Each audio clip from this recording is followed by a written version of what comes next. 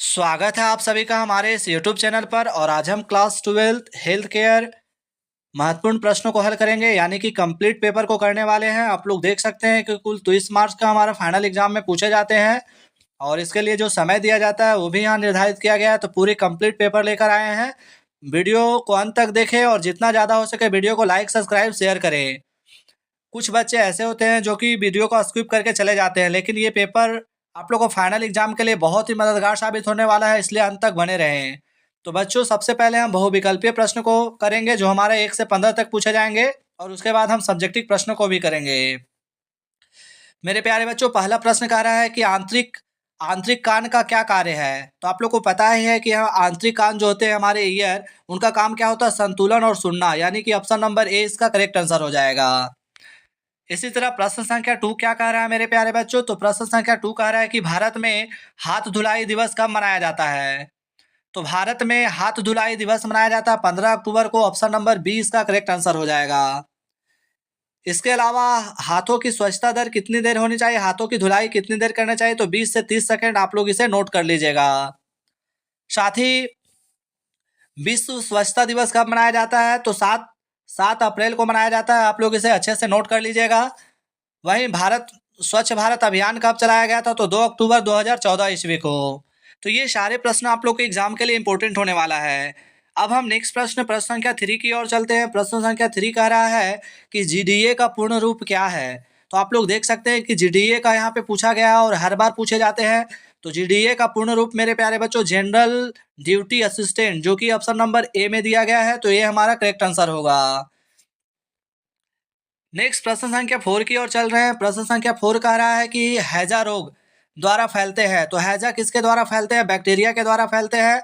Option number 20 का correct answer होगा।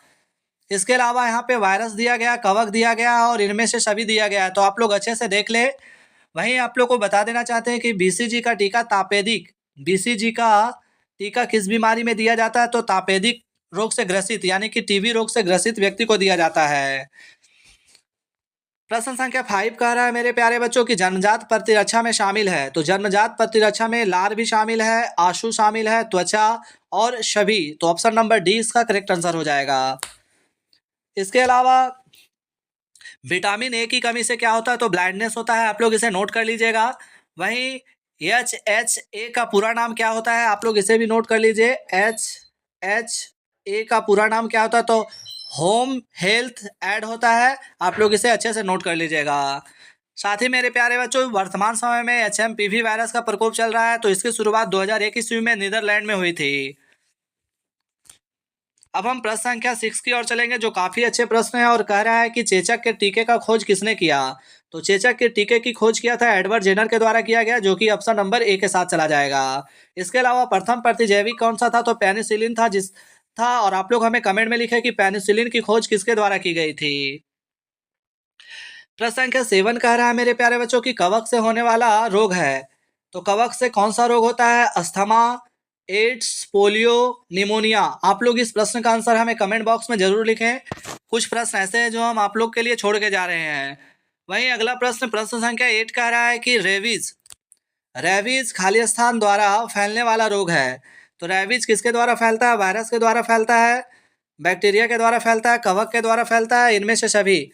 तो रेबीज जो है वायरस के द्वारा फैलता है। रेबीज कुत्ते के काटने से होता है।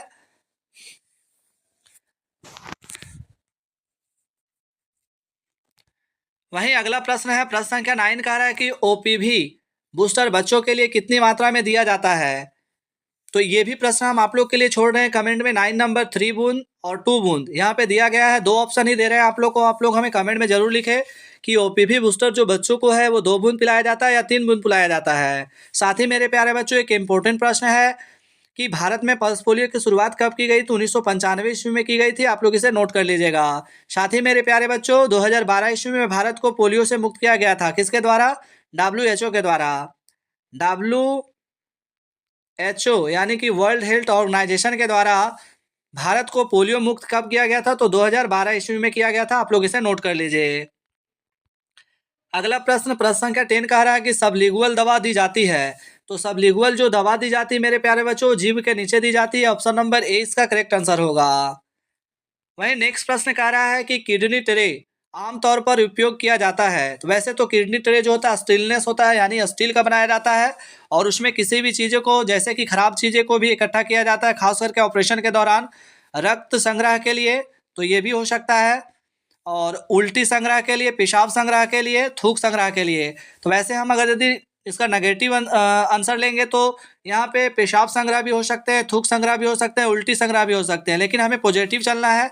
तो रक्त संग्रह के लिए जब ऑपरेशन के दौरान कोई चीज़ें कटिंग होती है या तो निकाला जाता है, तो उसमें रक्त वगैरह या तो वेस्ट जो होते हैं उनको डाला जाता है। तो ऑप्शन नंबर बी इसका करेक्ट होना चाहिए। वहीं प्रश्न संख्या 12 कह रहा है कि कैथेटर्स को किस बैग में रखा जाता है। तो इस प्रश्न के लिए भी आप लोग को ऑप्शन दिया गया लाल, काला, पीला, हरा। आप लोग हमें कमेंट में जरूर लिखें, क्योंकि आप लोग का 11 फरवरी को फाइनल एग्जाम होने वाला है। नेक्स्ट प्रश्न संख्या 13 कह रहा है मेरे प्यारे बच्चों की दुनिया भर में बच्चों में अंधता का प्रमुख कारण कौन सा है। तो अंधता का प्रमुख कारण है विटामिन ए की कमी। वैसे तो मोतियाबिंद भी होते हैं, जन्मजात मोतियाबिंद भी इसका कारण बनता है, लेकिन सबसे जो प्रमुख कारण है वो विटामिन ए की कमी के कारण।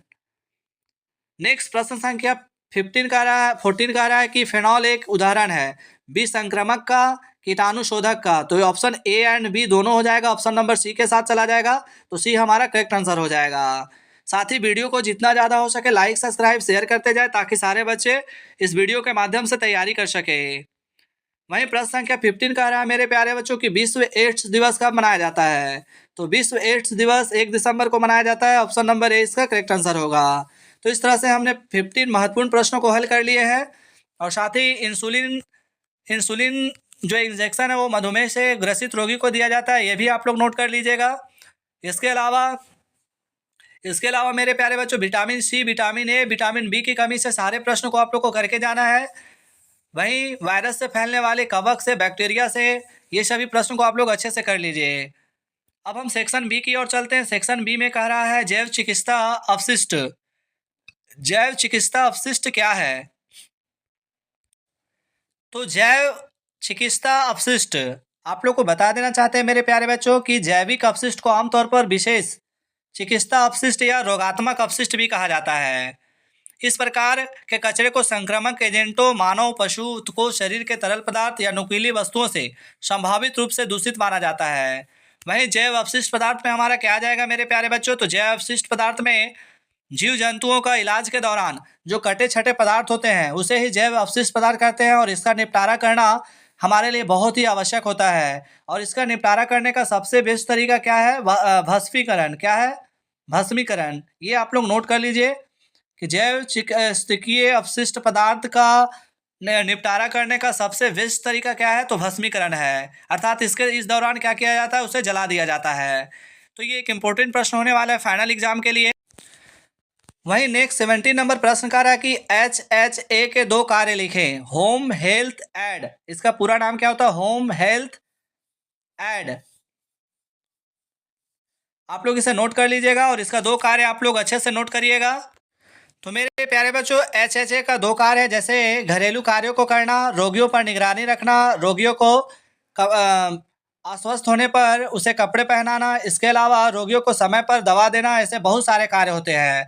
होम हेल्थ एड का अनेक कार्य होते हैं, तो सभी आप लोग नोट कर लीजिएगा। अगला प्रश्न कह रहा है लाल रंग के बैग में निपटान किए जाने वाले अपशिष्ट 6 उत्पादों का उदाहरण दे। तो वैसे बहुत सारे उत्पाद है, जैसे कि हमारे अस्पताल में जो सिरिंज हो गया, इसके अलावा कटे छटे पदार्थ हो गए, खतरनाक अपशिष्ट हो गया, ये सभी को हमारे लाल रंग के बैग में डाला जाता है। इसके अलावा वेस्ट डायपर वगैरह भी जो होते हैं वो लाल रंग के डिब्बे में डाला जाता है, तो आप लोग इसे अच्छे से नोट कर लीजिएगा। साथ ही अगला प्रश्न मेरे प्यारे बच्चों कह रहा है कि मेडिकल रिकॉर्ड के 5 प्रकार को लिखें। तो इस प्रश्न का हमारा सही आंसर क्या हो जाएगा, आप लोग देख सकते हैं।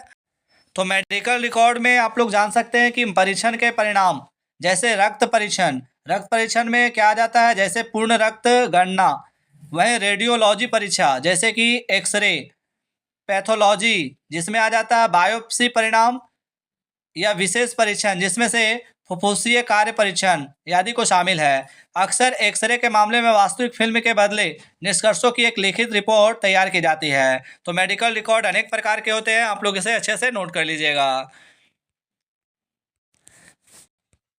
अब हमारा 20 नंबर प्रश्न कह रहा है कि फिजियोथेरेपी के आधारभूत सिद्धांत क्या है। वहीं अथवा में भी दिया गया है, इनमें से किन्हीं एक प्रश्न को ही बनाना है। मेडिकल रिकॉर्ड बनाए रखने में जीडीए की क्या भूमिका है। तो हम दोनों प्रश्नों को हल करेंगे। आप लोग इस प्रश्न को अच्छे से समझिएगा और साथ ही ये हमारा लास्ट प्रश्न है, तो वीडियो को जितना ज़्यादा हो सके शेयर करें ताकि सारे बच्चे वीडियो के माध्यम से जुड़ सके।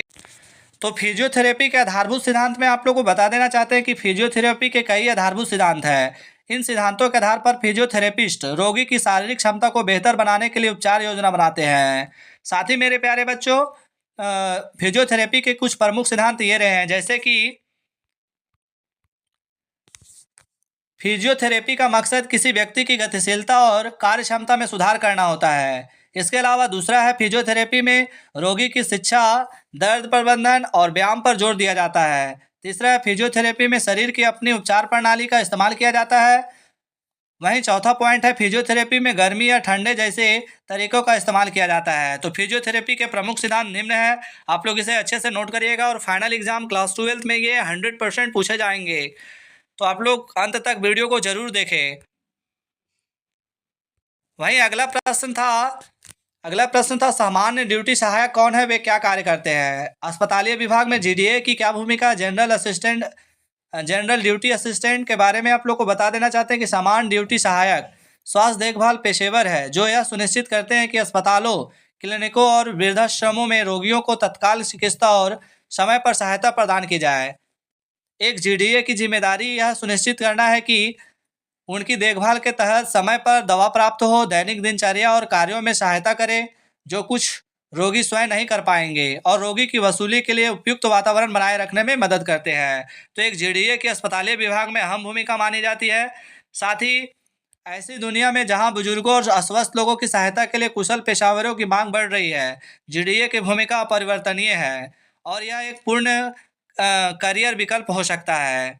अब हम बात कर लेते हैं यहाँ पे, नेक्स्ट यहाँ पे सामान्य ड्यूटी सहायक के कर्तव्य और दायित्व अर्थात जीडीए के क्या कार्य हैं। तो मेरे प्यारे बच्चों, एक सामान्य ड्यूटी सहायक एक सुनिश्चित करने में प्रमुख खिलाड़ियों में से एक है कि रोगियों की दिन प्रतिदिन की ज़रूरतों को तुरंत पूरा किया जाता है। उनकी मुख्य भूमिकाओं और जिम्मेदारियों में शामिल है, जैसे कि बुनियादी रोगी देखभाल में सहायता करना, जैसे कि उनकी दैनिक दवा देने में मदद करना, पहला। दूसरा है, मरीजों यानी बुजुर्गों या उनकी देखरेख में विकलांग लोगों को कपड़े पहनाना और खिलाना। तीसरा, जीडीए का कार्य क्या होता है, चिकित्सकों द्वारा सुझाई गई व्यायाम और अन्य शारीरिक आवश्यकताओं में रोगियों की सहायता करना। वहीं चौथा काम है, रोगियों को बिस्तर के अंदर और बाहर या उनके कमरों में घूमने में सहायता करना।